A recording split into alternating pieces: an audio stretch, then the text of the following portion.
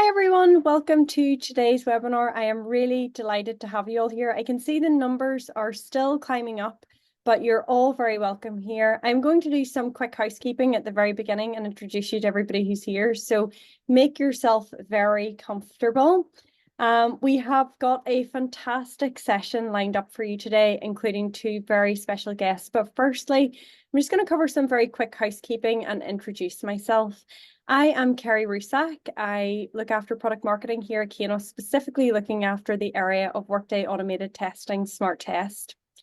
If you do have questions today, there is a Q&A function. I'm sure you're all very familiar with this.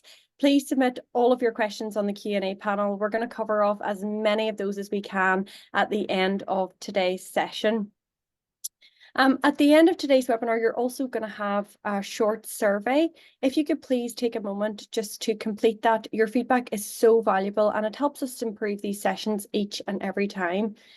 And today isn't just about me and my two very special guests talking. We want to hear from you as well. So we have a few polls throughout today's session, so I would love it if you could engage in them and share your thoughts. So now that the housekeeping is out of the way, I want to introduce you to my two very special guests who are joining me today and who are going to be sharing their extensive Workday knowledge with you all. The first is Lorraine Sasikumar. She's from BUPA. And Lorraine has been in the Workday ecosystem for 6 years and has over 10 years Workday release window experience. So she knows exactly what to do when it comes to planning and testing those Workday updates and beyond. Lorraine started out as an HRIS functional consultant before she moved into the area of continuous improvement and has been promoted to the Workday Global Product Owner. Today, she's going to be sharing her best practice advice for road mapping and testing changes within Workday. Hey, Lorraine. Hi, Kerry. Thanks. Great to be here. So delighted to have you here. My second guest who is joining me here is Tom Milliken. Tom is our Solutions Director here at Kainos. He has spent 12 years in the Workday ecosystem and 10 of those directly at Workday. So by my calculations, that means that Tom has done about 24 biannual updates. That is a lot of updates underneath your belt, Tom. So we are in very good hands. Great to have you here, Tom. Thanks for joining me. Hi, Kerry. Thanks very much. Delighted to be here. And it's probably more than 24, actually, because when I first started, and some of you who have been in the Workday ecosystem for a while know that there were actually 3 updates there for a while. So it's definitely beyond 24. Hey, everybody. Welcome. Thanks so much for joining. And as Kerry mentioned, if you do have any questions, please feel free to drop them into that Q&A panel, and we'll address as many of those as we possibly can at the end of the session. Thanks for joining. Thanks, Tom. So before we get into our chat with Lorraine and our guide, let's do a bit of a refresher on a couple of terms. So industry-leading solutions like Workday have processes, security, and settings that are going to often intersect. And this means that sometimes a change in one area could maybe have an effect on somewhere else within your configuration. While Workday will thoroughly test its software before it's released, every customer has a unique configuration. So everyone on this call is going to have a unique configuration, and the responsibility is really on you to ensure that there's no impact on the changes that are made to your production. The one that's on everyone's lips is those big 6 monthly updates, and this is starting in the next few days. So these represent the next full version of Workday. They're significant in scope. The biannual update is definitely a really exciting time for all Workday customers. Inside those 5 weeks, there's 2 areas to focus on. The first is going to be evaluating those new features on offer and working with your business partners to roll out that new functionality that's going to help drive positive change within your business. You're also going to want to test your existing configuration to ensure that that update has no negative impacts on your business continuity. I think I speak for everyone when I say that 5 weeks might seem like a generous amount of time, but it really does go fast. Most of the Workday customers that we speak to tell us that they spend the vast majority of their time completing regression testing on their configuration just to make sure that everything is working as it should do.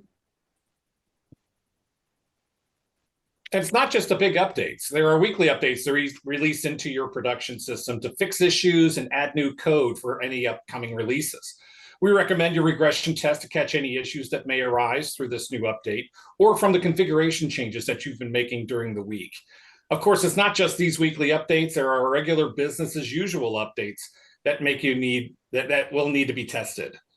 There are things like mergers, acquisitions, divestitures, major reorgs, things like that that certainly need to be tested thoroughly. Tom, we've mentioned regression testing a few times, and I just want to make sure that everyone knows exactly what we're talking about. So could you give everyone a refresh on what that means exactly? Absolutely. So if you're not familiar with it, regression testing is simply where you run a suite of tests to check your functionality, such as your business processes and security configurations, as well as some of the non-functional tests, such as performance, usability, to ensure that everything is still working as expected. This process is low impact and can give clients more confidence in their Workday configurations and better service delivery to their employees. Thanks, Tom. The biannual update is top of everyone's mind. It's why everyone's joined today. So let's take a look at why testing during that update window is so important. So when the preview window starts, Workday are going to update your sandbox and sandbox preview tenants in preparation for testing. It's at this point a direct copy of your production configuration is going to be sent to both of these tenants.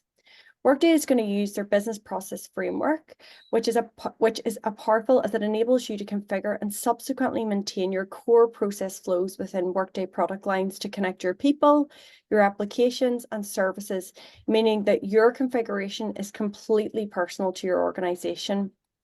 Your organization's data, which is your people, your finances, operations, and so much more, is also going to be synchronized across your sandbox and sandbox preview. And at this point, it's that your production and sandbox will share the same code base. The only difference is that your sandbox preview tenant, however, is going to feature the upcoming Workday 2024R1 release. And this is exactly why you need to test to compare these changes. One person who knows exactly why testing throughout the update window and beyond is important is our special guest, Lorraine. With over 10 Workday releases under her belt, she has a wealth of experience whenever it comes to change management and continuous improvement. Before we get into that topic, Lorraine, I was wondering if you could tell us a little bit about BUPA and why they chose Workday. Yeah, of course, Kerry. So for those who aren't familiar, BUPA is a global organisation that's made up of multiple business lines across our 3 market units. So that's our APAC market unit, Europe and Latin America, and our BUPA Global and UK market unit, which includes our satellite businesses in China, Dubai, Egypt, and Hong Kong. We also have our group head office as well, which is where I'm based, working in the Global Digital People Solutions team. And there's a lot of people who work in BUPA. It seems like a very diverse organisation. Yeah, that's right. It is a very diversified organisation, which is one of the reasons why we chose Workday as our people platform. Back in 2017, we had a very fragmented HR system landscape, and we wanted to be able to have a consolidated view of all our people across the globe. And we knew that Workday would bring us a simplicity and agility to help our markets units respond fast to our emerging and changing needs. So with so many different business units, Lorraine, and geographical locations, how did you help manage that process? So we found that for us, a phased approach worked. For example, we launched Workday originally back in 2017 into our APAC market unit. And then the following year in 2018, we commenced to launch Workday into our UK region. Mm-hmm. Today, we have around 34,000 people that are live on Workday, and we have an agenda to grow that further.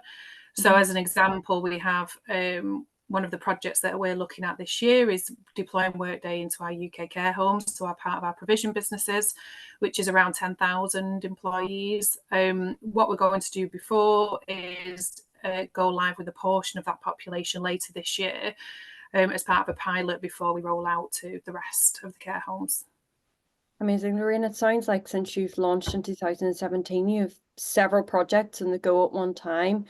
And I'm sure that's the case for lots of people who have joined us today. I'd be really interested to know how you keep your roadmap on track whenever there's biannual releases, as well as you managing those business as usual changes as well.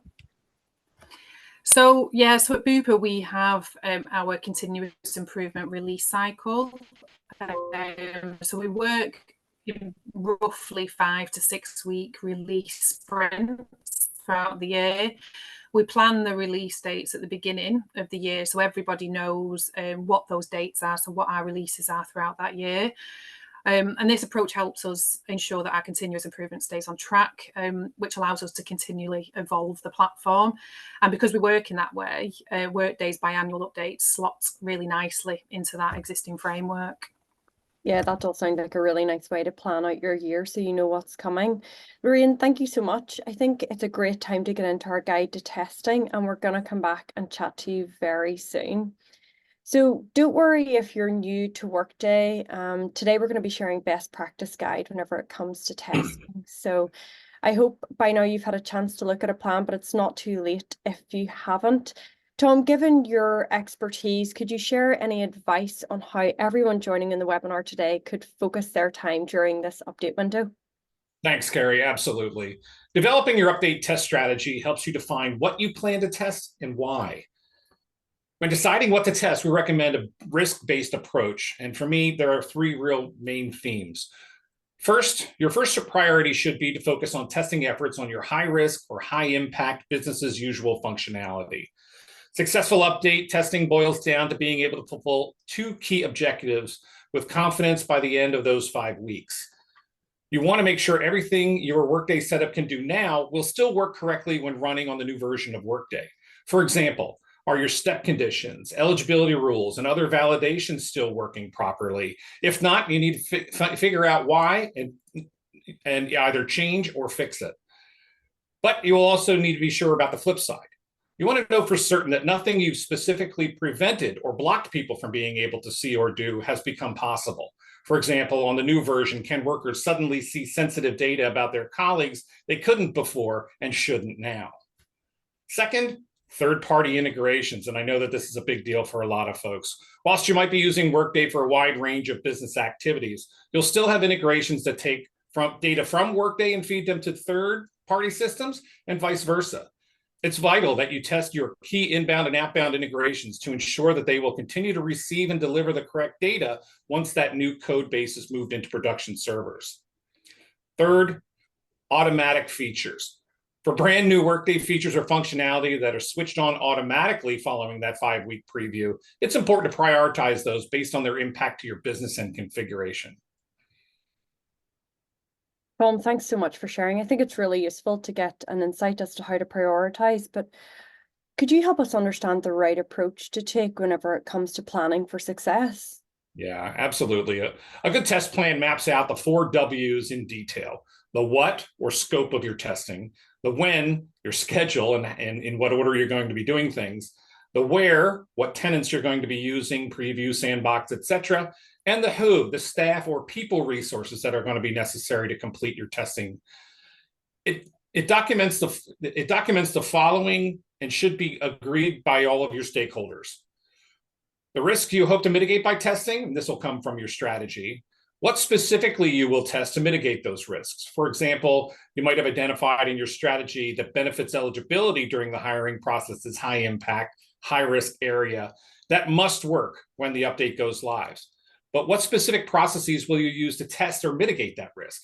Is it create position? Is it hire, a termination, a transfer? What about change to personal information or changing a job, for instance, from full-time to part-time or vice versa?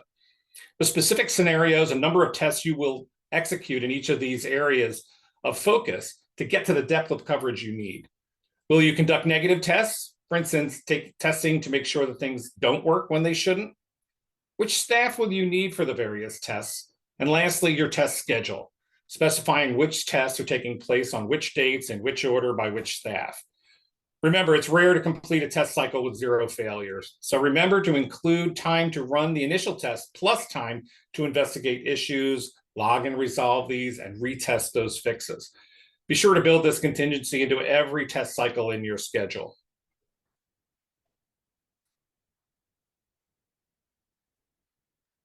Hi, Tom, really good to share. Thanks so much for sharing those ideas with us.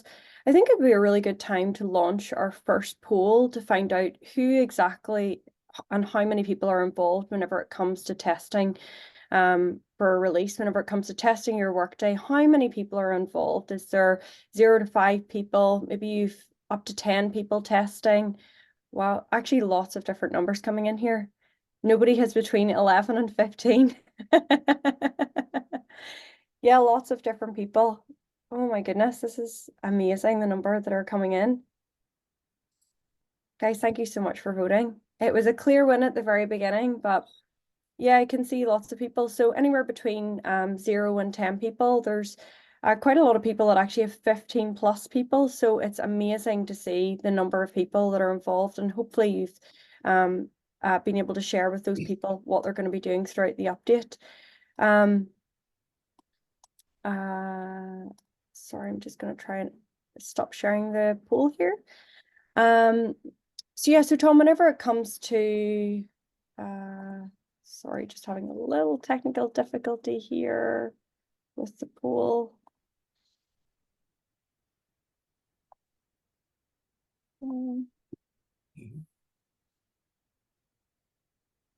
Sorry guys, just having a little technical difficulty with the poll here.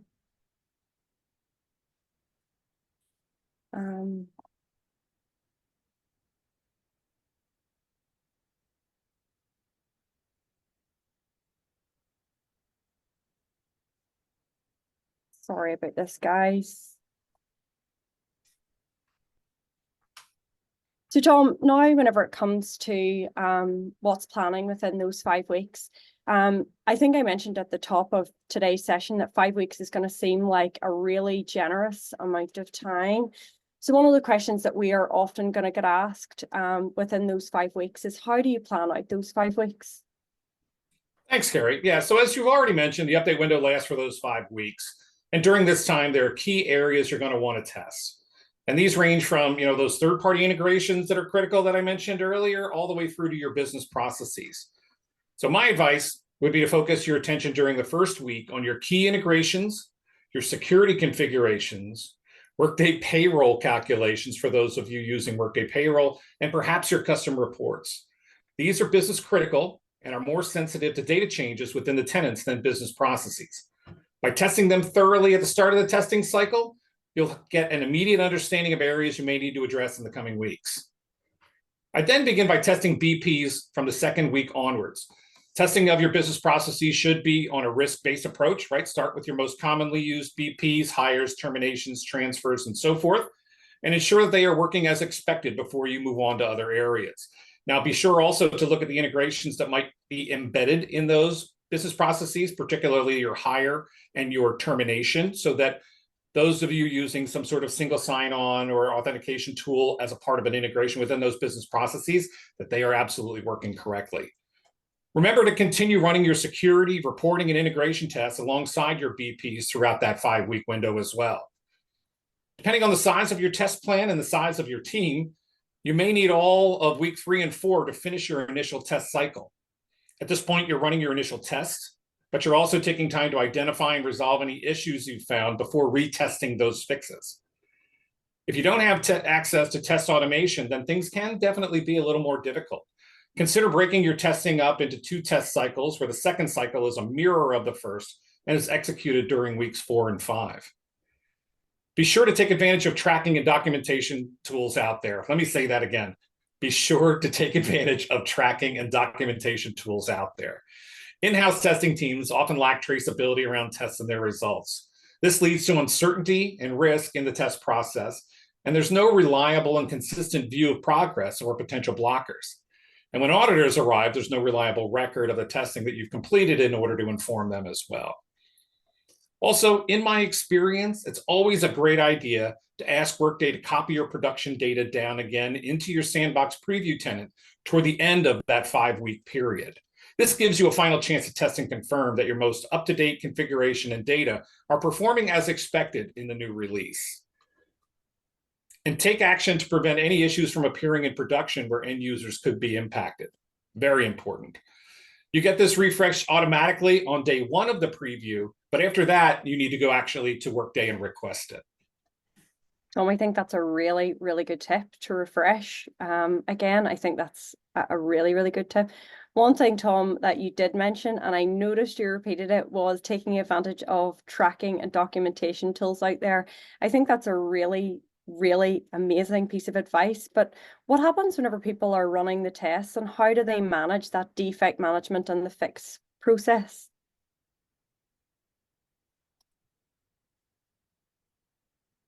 It starts with the test team executing the tests and checking to see if they meet the expected results.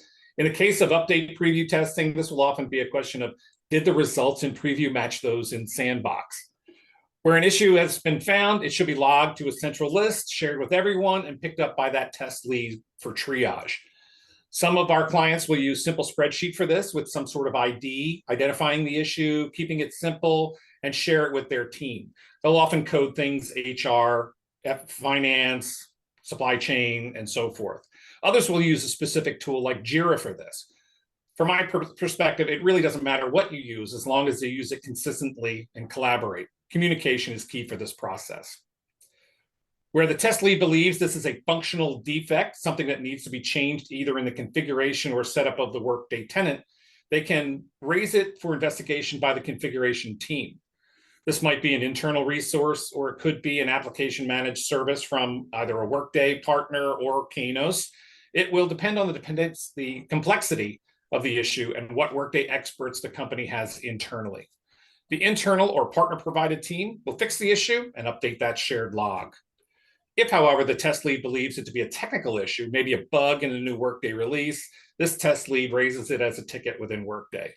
When Workday respond, the test lead ensures the trackers have been updated and everyone is in on the fix.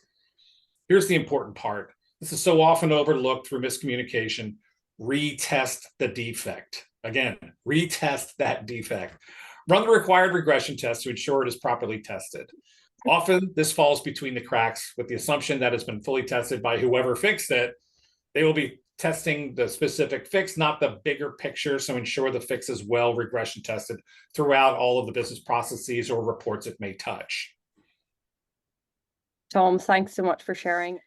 Next question I want to focus on is, and it's always a question that we get asked, Tom, is should you focus on the new features that are coming, or should you spend time testing your existing configuration? What advice do you have? Yeah, I think there are a number of areas you should consider when making this type of decision. First off, what are the business priorities for your organization? Is the organization in a stable state with regard to their Workday install, or is there a lot of flux? If there's a lot of flux, maybe mergers and acquisition, divestitures that need to be managed, a major reorg, then regression might be prioritized for this new configuration before new features can be looked at. The great thing is almost all of the features delivered by Workday are delivered turned off, so that it gives you time to research, test, and release those on your schedule. Next, what's your technology roadmap? If there are a lot of features in the next release that you're eagerly waiting for and have big implications for your organization, you'll want to place more emphasis on making time for new feature testing. That's a really good piece of advice, Tom. At BUPA, we plan in the biannual updates within our continuous improvement cycle. So the first thing we do is we download and centralize the What's New report. We then segment it by functional area, because we have our Workday consultants aligned to those functional areas, and we disseminate the report to the right specialist consultant. That saves them having to do it themselves, and prevents multiple versions of the What's New report flying around amongst the teams. They then can work together, look at the features that are in their world, and get those tickets raised on our central release board in a timely fashion. We then review, discuss, and prioritise them in our global release call, which I chair, that we have at the beginning of every sprint. This call gives everyone the opportunity to discuss anything that could cause an issue or requires further research. So, Lorraine, whenever it comes to segmenting that report into the key areas, are there any rules that you put in place to prioritise those segments? Yeah, as a general rule, we don't take the setup features for that release. We wait for them to mature, and then we roadmap them into another release, unless it's a small, simple change, or it's a change that we've been waiting a long time for and we're confident that it's going to work the way we want it to. If that's the case, we'll bring it into that release if there's capacity in the teams to work on it. So by having a rolling releases within your team, they're not necessarily feeling that added pressure during the update window to get everything done as quick as possible. Yeah, it's exactly that, Kerry. Yeah. Lorraine, that's a really great tip. Later on today, I'm going to be sharing exactly how you can segment and make the What's New report more manageable for you and your team. So thanks for sharing that, Lorraine. Tom, anything else that you would add in? Yeah, I really like your continuous improvement approach, Lorraine. I can see how that enables innovation while also relieving pressure during that update window, which leads nicely into my next point. What is your resource mix and team availability? Access to your subject matter experts will be key regardless during this preview window, but more so for new features testing.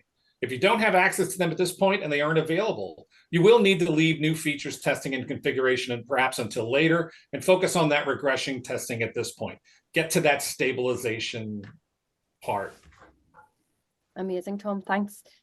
Lorraine did raise a very good point about the What's New guide. So I would love to dive into how you can find that and make the most of it throughout the update window. So let's go in. Here is just a very quick video. Whenever you're in Workday, you can go and look for the What's New report. In this report, whenever you get these selections, just enable the functional areas. And you're also going to want to go down to Workday releases and type in the 2024R1 release that we're at now. And you can select OK. You're going to go to the top right-hand corner and you're going to want to export that and download it. And once you've got it downloaded, you can then export it into Excel. And this is where you can filter and sort out the various different columns. Here you're going to see a setup required. So in green is automatically available features, yellow is going to require some setup, and red is going to need some professional services or support is going to be needed. I want to highlight another column like training and testing impact. That means you're going to be able to quickly identify that there's no impact, a feature that might need an update to your training materials or may require some additional training. You'll also be able to segment this by functional areas so you know what teams are dealing with what. You can also take a snapshot pivot table of all the items by count of their functional area. This is going to really let you determine which areas you want to address and that are applicable to your organization. Over those 5 weeks of the preview window, I would recommend rechecking this count to make sure that you haven't missed any changes, because this is an ever-evolving process within Workday. You just want to make sure you don't miss anything. And lastly, on the screen now, you may want to present this to your sponsors and show them where you're at within the process so they can get a feel for how these items are coming with the release, as well as what you might want to implement in the future. This can be presented in a chart format like this, and this is by the functional group. So you can see where the biggest changes are coming from and the help that can help build your roadmap. This is going to help your sponsors and your business partners get an idea of the areas that are going to be most affected. And then your goal is then to move them through test, research, discuss, and implementation process so you can see exactly which bucket each of these fall into. Lorraine, I know you download the What's New report. Is this the same type of thing that you do with your team in BUPA? Yeah, so as you've said, Kerry, there's a really small window when the report becomes available and the automatically features go into production. Mm-hmm. Yes, we download and centralize the What's New report. The great thing now is that we use Smart tests, so we don't need to be worried about the automatically available features. We know that Smart is going to take care of that, so we can, or the teams can then spend time looking at the new features and planning those into the roadmap. Yeah, and it definitely takes a lot of pressure off you and your teams not having to worry about the automatically available features. Let's take a quick look at Smart in action. And I'm just going to show you a very quick demonstration of the product here. So let's start by showing you exactly what Smart Test is doing in the background, so you and your teams can get on with all of the exciting projects that Lorraine and her team in BUPA are doing that are going to help move the needle for their business. This video is showing you exactly what Smart's doing behind the scenes. So this is an example of a business process. The tool is going to run tests in the same way that any one of your testers would, but rather than a tester opening a browser, connecting to Workday Sandbox, Smart Test is doing this all automatically. It's proxied in as Logan McNeil. It's stepping through those business process. What you see here, it's inputting the data into the relevant stages, and then it's proxying in as somebody in the next stage, in this case, Teresa Serrano. Throughout that update, this can be a really time-consuming task, but of course, it is very simple with Smart Test. This is just one scenario. The true power of Smart is where it is kicking off the entire test run, and now Smart can execute all of these tests concurrently. And I'm just going to do a little bit of a refresher. This might look familiar to what we had looked at the very beginning of today's webinar, but when the preview window starts, I'll just do a quick update. Workday is going to update your Sandbox and Sandbox preview tenants in preparation for testing. Again, it's at this stage that a direct copy of your production configuration will be sent to both of these tenants. And as I said before, that data is synchronized across your Sandbox and Sandbox preview. The only difference, of course, is the 2024R1 Workday release. And this is exactly where Smart Test can take away all that pressure when it comes to testing. Because of our extensive relationship with Workday, we get early access to the pre-release and weekly changes, so your test scripts are always up to date. Smart Test will be testing your key business processes, your integrations, payroll, report, and security configurations, and it's going to execute them simultaneously in both tenants and compare the outputs for any difference. And I'm going to show you an example of that in just 1 second. We have a dedicated team of Workday and Smart Test experts who are going to scope, build, and maintain your specific testing requirements. And they're always going to be on hand to help triage and analyze any of those issues, not just throughout this update window, but throughout the year. This means that your time is going to be focused on the issues that are arising rather than all the testing that needs to be run that has passed and aren't going to cause you any concern. And that's going to give you the confidence that your configuration is working as expected. And it's going to give you more time to dedicate to those new features and plan it in to match your strategic goals. So remember, at this point, the only difference between your configuration between your Sandbox and Sandbox preview tenants is that code base. So if Smart Test does find any difference, it will be based on the changes that Workday have made in their upcoming release. So let me show you very quickly how that works. So we go quickly, we're looking at this is our Smart Test integration comparison functionality. So here we're going to be testing one of our key integrations in both Sandbox and Sandbox preview. Now, one of the key advantages of using automation is that we can simply, at the click of a button, let Smart do all this hard work. So here we can see what it's telling us is that there's something wrong, and that's resulted in a non-match. And if we scroll further down, we're going to get a side-by-side comparison showing us exactly where the problems are. On the left, we have the integration output file that is generated on Sandbox, and on the right, we have the output file that was generated in Sandbox preview. And Smart Test is highlighted in red some data that has appeared in Sandbox but is not appearing in Sandbox preview. And this is key data. It's covering identification data of our employees. Remember, because automation has been used to trigger these events at exactly the same time, when both tenants are in sync, we should expect the same outputs. But this is helping to highlight an issue with the upcoming release in Workday, and that's going to require your immediate attention. So now that I've given you a very quick demonstration of how Smart Test works, Lorraine, it would be great to understand. I know the team at BUPA have Smart Test embedded within your automated testing release framework. Can you tell us how you managed the updates before you had Smart Test? So before we had Smart Test, our release packs were a lot lighter. We just couldn't achieve the same volume of change for each sprint. For example, when a core HR consultant in the UK was making a change to a core HR global business process, their counterpart in our APAC region would have to carve out time and be lined up to do the manual regression testing to make sure there's no adverse impact of the change on their processes. Perfect. And just thinking specifically about, I know we mentioned the automatic available changes. Were there any best practices that you had in place, Lorraine? Well, they would have been manually tested across both regions, so that we could make sure and get confidence that it's not going to interrupt the stability of the tenant. And what sort of impact did that have on your business? It meant that the teams didn't have the time to research or set up features, so they went straight into a backlog, which was frustrating. That's why I love Smart Test, because it takes care of testing those automatically available features and frees up the time of the teams so that they can work on those true continuous improvement items, and roadmap them and get them into our continuous release framework. So it just stops us from losing sight of them, essentially. Amazing, Lorraine. It really does sound like you have a great change management process in place at BUPA that really means that you're always adding to that roadmap that you have. Are there any best practice tips that you would share whenever it comes to testing change? So two things come straight to mind. So number one, reduction of manual testing effort, because it's not what you want your Workday experts to be doing. It often gets squeezed in, it's monotonous, and it's prone to error.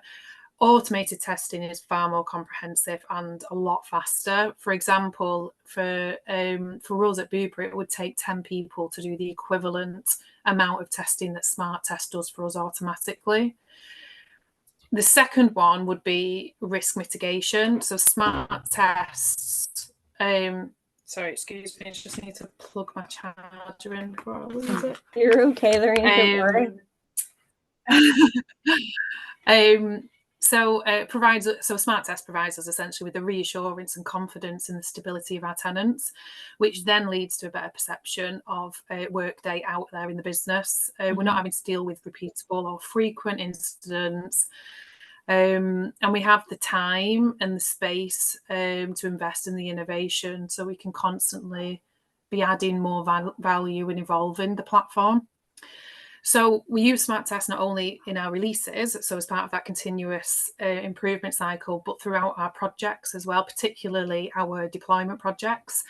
And it gives us that reassurance that Workday is set up correctly, that it meets the project requirements, that there's no adverse impact on our global processes, and we can continue to then add and improve the exciting features and functionality to our employee Workday experience and streamline that view of people data. Yeah, Lorraine, and that's exactly what Smart Test was intended to do. You've obviously got great quality and coverage of your testing, which means you're now able to manage that continuous improvement cycle. Lorraine, it would be really great. You've talked a lot about your continuous improvement cycle and your efforts to continually be making change within Workday.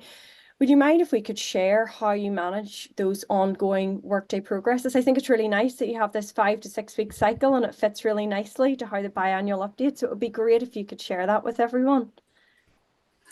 Yeah, sure. So as you've said, Kerry, we run around 5 to 6 week sprints, and within those sprints we follow the same stage gates every time to make sure that we're to ensure the right implementation of that release. For example, this is to introduce some of the new features that Workday are releasing in the next week.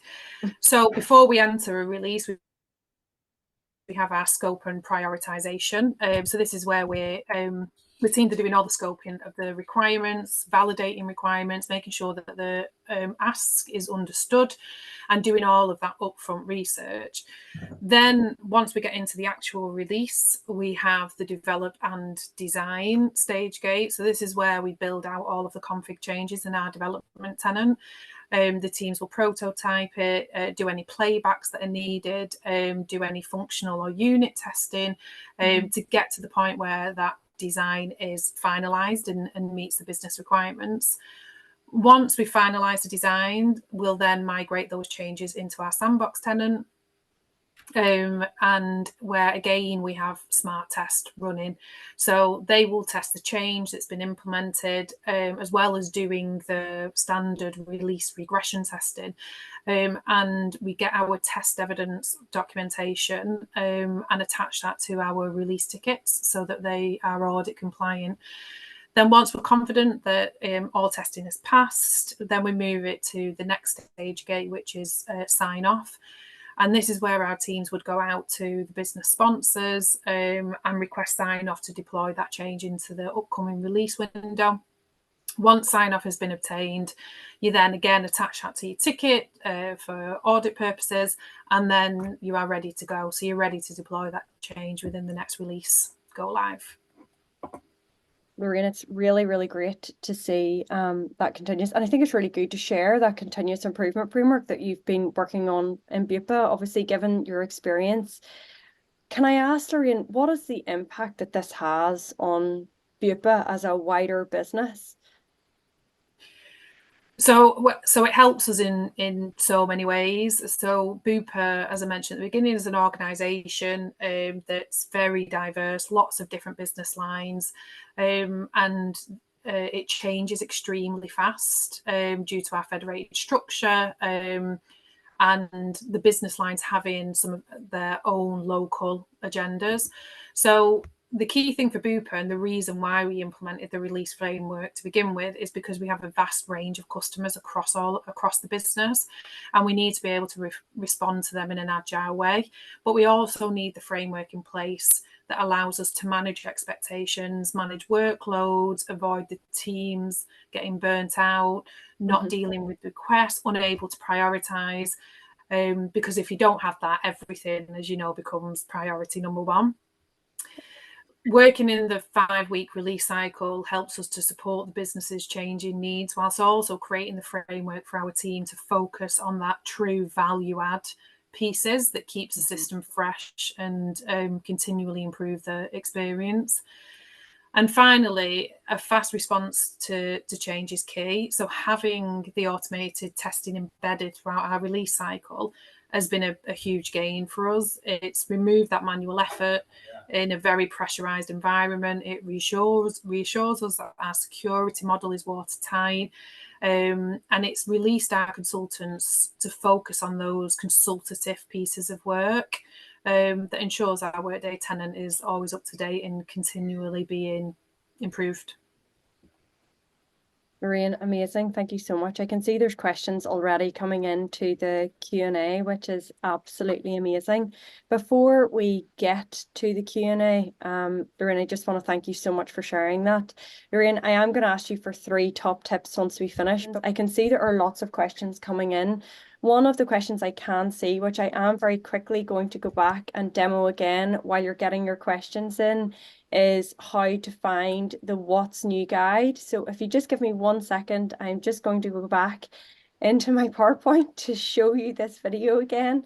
So here is exactly, I can see there's a request for the What's New guide and how to segment it again. So I will go through this again very quickly just for anybody who wants to see it. So whenever you log into Workday, you're going to search in at the top bar here. You're going to search for the What's New guide. So if you just go into that search bar at the function, just type in What's New and it will automatically come up for you. Sorry, hopefully this is playing okay for you all. You'll be able to see that What's New report. Then you're going to want to go in and select, I would enable those functional areas, and you're also going to want to select those Workday releases as well. Once you have selected that, you're going to be presented with the report, and you're going to need to head into the top right-hand corner to download and export that as a document. Once you have exported it, will come up as hopefully you can all see my slides here. Hopefully it's moving. I'm hoping it's moving okay. Once you've downloaded and exported that into an Excel, you can add filters along the top, and you'll be able to sort it by the various columns. A couple that I've mentioned today are the setup effort for automatically available, setup required, and then for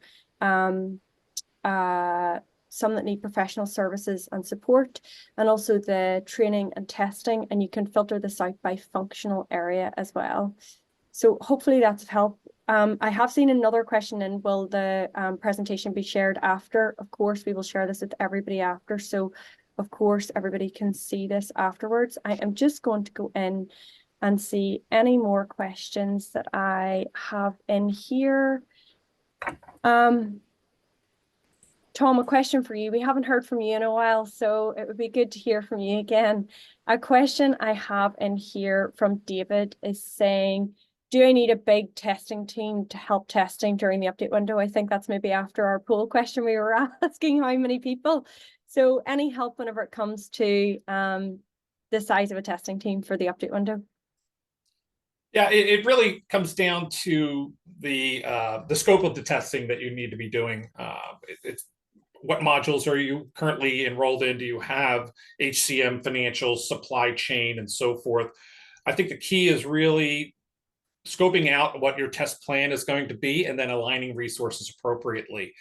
Having a small team of full-time testers, perhaps a larger part-time team of subject matter experts performing the testing, or a blend with a focus on testing in the first 2 weeks, tailing off in the update period as the update period progresses.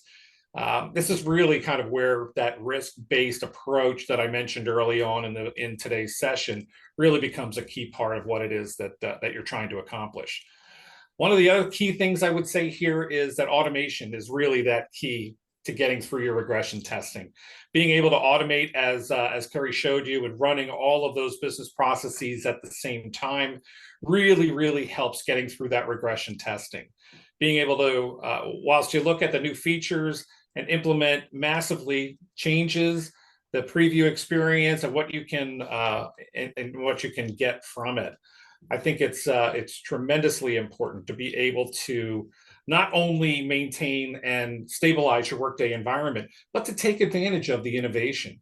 I mean, if you think about why you purchased Workday, it's really for that innovation and being able to keep up with what's happening within the HR and finance and supply chain world.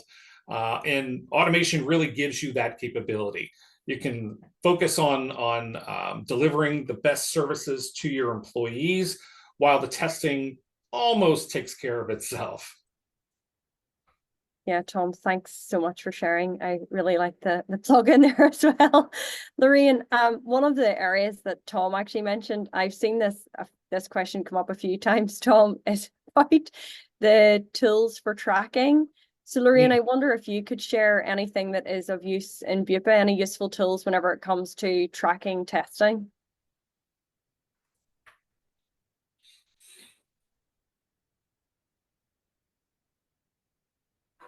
I don't know if Lorraine can hear me. Tom, any advice you would give for tracking testing? Yeah, absolutely. I kind of did chat with the person whoever tested that. I mean, there's a number of different approaches that you can take. Again, depending on the scope of what it is that you're finding and how you need to manage it. Obviously, Excel, that can absolutely do it, or some sort of Google sheet that everyone can have access to, and you can have that collaboration across all of the different teams. But also there are tools that you may have in-house already for employee tech support, things like Atlassian's Jira or ServiceNow or something along those lines. So talk to your IT team around what they're using for internal ticketing, and perhaps you might be able to leverage that during your update releases to track any and all issues that are found or things that might need to be done, assign them to the appropriate individuals, and then ultimately track them through resolution. Thanks very much for that, Tom. Quick question, I'll just answer it quickly. Someone has just asked about the capability of Smart Test. I had shown integrations testing. No, it's so much more than integrations testing. Payroll business processes so much more than integrations. So yeah, we'll get in touch with you afterwards, and we'll be able to do a customized demo for you to show you exactly how we can help with that. Lorraine, I don't know if you can still hear me. I don't know if Lorraine can still hear me. Anyway, I have a couple of questions for Lorraine, but don't worry, we will get Lorraine's questions and share them with everybody afterwards. Tom, one question I have is somebody who is going through a phase X. They are already live with HCM, but they're currently working on financials, which is going to be deployed later this year. Any advice on how they should manage release testing while they're currently in post-deployment, but also implementing as well? Yeah, absolutely. Really, it's not much different than testing core HCM or other areas within human capital management. Both are very much in sync. The testing can be run concurrently with all of the other things that are happening in your testing world within Kainos. You've got all that business as usual testing. I think the thing about finance that's important is test early and often, really, to keep an eye on exactly what's going on out there. You don't want to slow down any of those finance business processes. Think about the effect on employees as well. If you're using Workday expenses, you want to be able to turn those around as quickly as possible and not have any hiccups in the business processes. Always request that refresh, right, as you're going through your release testing. Make sure that you're getting it for HCM as well as finance, and have everybody, all hands on deck, making sure that that things are working appropriately, and retest specifically for any and all implementations.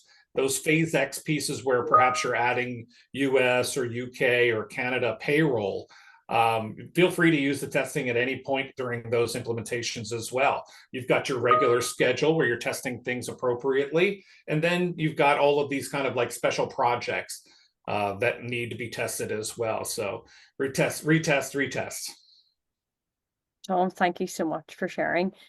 I can still see there's lots of questions coming through, but just given that we're coming up to time, I just want to finish on Lorraine's top tips. Obviously, when we caught up with her, I think we've lost Lorraine, unfortunately. I don't know what has happened, but when we caught up with Lorraine, she had shared 3 top tips, and I just want to leave them with you today. So Lorraine talked very heavily about her continuous release framework. So the first thing that I know Lorraine does is look at that what's new report. So I would definitely share that that's a really important thing. If you haven't done it by now, we'll share this deck after, and you can go and look at that what's new report. I think the second tip from Lorraine was looking at a release framework. So not just a framework for change within the update window, but for all of the projects that they have within her team. And last, but by no means least, of course, is using automation. I know, working very closely with the BUPA team, it's currently doing the work of, I think Lorraine mentioned earlier, 10 full-time testers. So it's definitely giving her the confidence within her configuration. But sadly, we've just lost Lorraine at the very end there. So hopefully we'll be able to catch up with her and get all of your questions for her answered, and we will get back to everyone. I just want to say a massive thank you to Lorraine, even though she's not here, and to Tom, who have joined me on today's session. It's absolutely brilliant to get your perspective throughout the update window. I want to thank you all so much for joining me today. I really appreciate you joining me, and I really hope to speak to you all very soon, and wish you all the very best of luck within your update window. Thank you so much, everybody. Bye.